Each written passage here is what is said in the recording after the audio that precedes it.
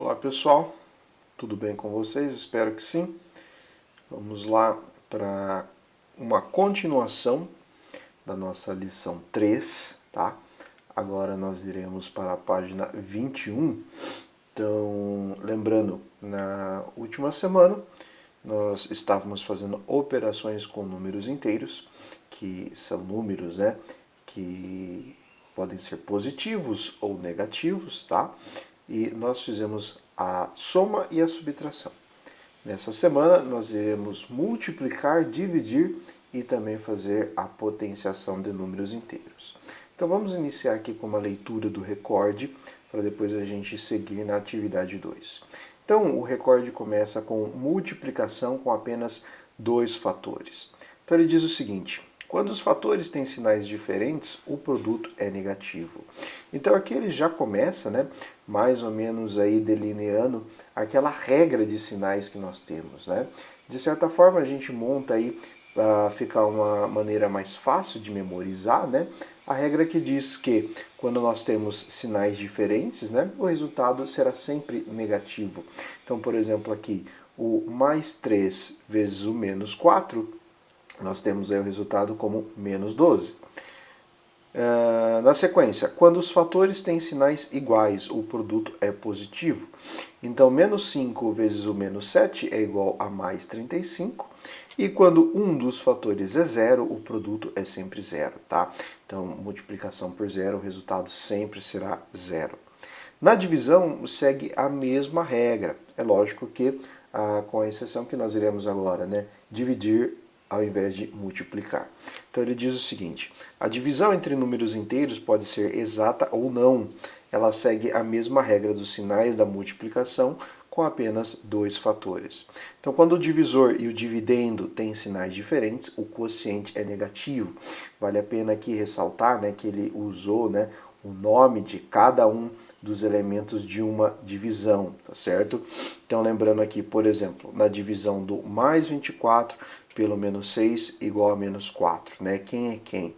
Então, nós temos aqui, né, que o dividendo seria o mais 24, o divisor o menos 6, e no caso o quociente ou o resultado é o menos 4. Tá certo? No menos 24 dividido por 6 positivo, nós de novo temos sinais diferentes e o resultado ficou igual a menos 4. Quando o divisor e o dividendo têm sinais iguais, o quociente é positivo. Então, sinais iguais, sempre o resultado ou o quociente será positivo, ok? Na potenciação, quando a base é positiva, o cálculo da potência segue as regras da potenciação com números naturais, ou seja, a base é positiva, lembrando que a base é o número que você vai multiplicar por ele mesmo, né? Quando ela é positiva, a gente não precisa se preocupar. O problema é quando ela for negativa, então nós teremos duas situações, tá? Então vamos lá. Quando a base é negativa, temos duas situações. Se o expoente for ímpar, a potência será negativa. Então no caso aqui, ó, menos 5 elevado a 3. Então nós temos uma base que é negativa, no caso menos 5, e o expoente ele é ímpar, no caso 3. Então o resultado vai ser menos 5 vezes menos 5 vezes menos 5. Isso daqui vai ser resultado negativo e o resultado é 125. Se o expoente for par, a potência será positiva.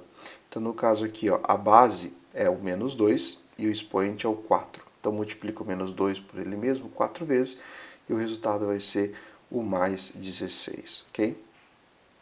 Bom, agora a gente irá mesmo para a atividade 2. Então, determine o valor da seguinte expressão numérica. Então, a expressão, de certa forma, ela assusta um pouco, né?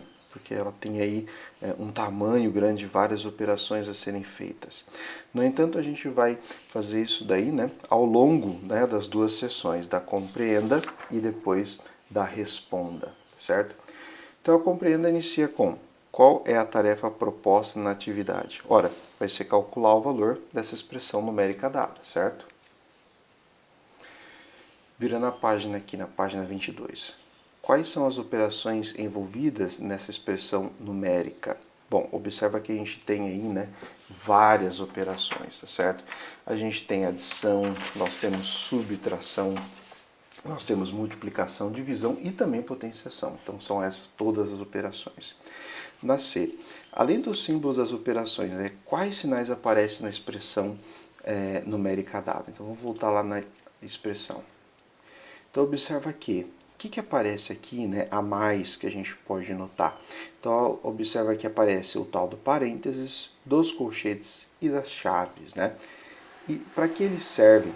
Aqui no Leia, ele vai falar um pouquinho, né, qual é a função de cada um deles na expressão numérica.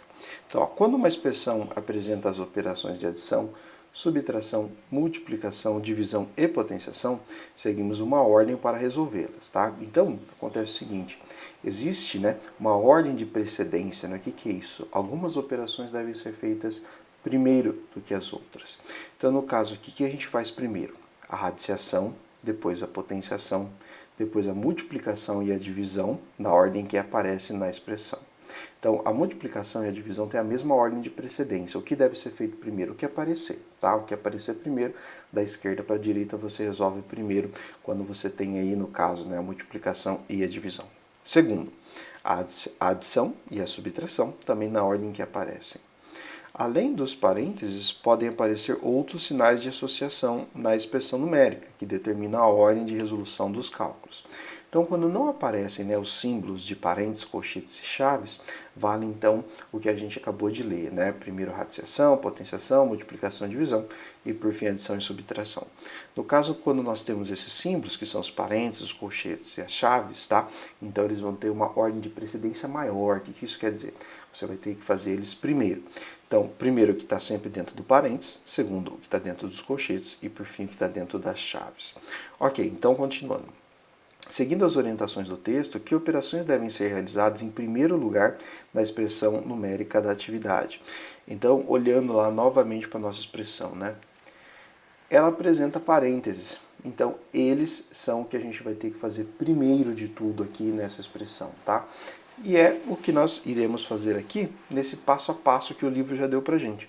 Então aqui, ó, escreva o resultado das operações que estão entre parênteses na expressão numérica da atividade. Então aqui, tá vendo que tem lacunas? A gente vai completar com os resultados. Então voltando aqui, por exemplo, o primeiro parênteses que aparece, né, é o menos 2, que está sendo elevado ao quadrado. Então você vai resolver. Quanto que é menos 2 ao quadrado? Ora, é menos 2 vezes menos 2, tá? Aí você vai colocar o resultado aqui nessa primeira lacuna e vai fazendo isso com as próximas. Depois de então ter feito, né, todos os parênteses aqui da primeira fase, tá certo? Aí nós temos ainda mais parênteses a serem feitos, tá? Que é do segundo passo aqui. Então, eu escrevo o resultado das operações que estão entre colchetes. Então, aqui, ó. Depois, então, a gente vai para o segundo passo, né, que é resolver o que está entre colchetes aí, tá? Então, resolvendo o que está entre colchetes, então, por exemplo, né, esse primeiro aqui vai ter que ser feito. É o resultado que estava dentro do parênteses vezes 5, e você coloca o resultado aqui embaixo. Depois disso, escreva os resultados das operações que estão entre chaves, observando a ordem que aparecem as operações. Então você vai seguir até chegar no valor final, tá certo? O valor final aí da expressão. Então, como é uma expressão numérica, o resultado tem que ser um número, tá? Um único número, beleza? Então você vai seguindo os passos aí, respeitando a ordem de precedência até chegar nesse resultado final, ok? Bom, pessoal, para a semana é apenas isso, tá certo? Qualquer dúvida fico à disposição e bons estudos aí para vocês.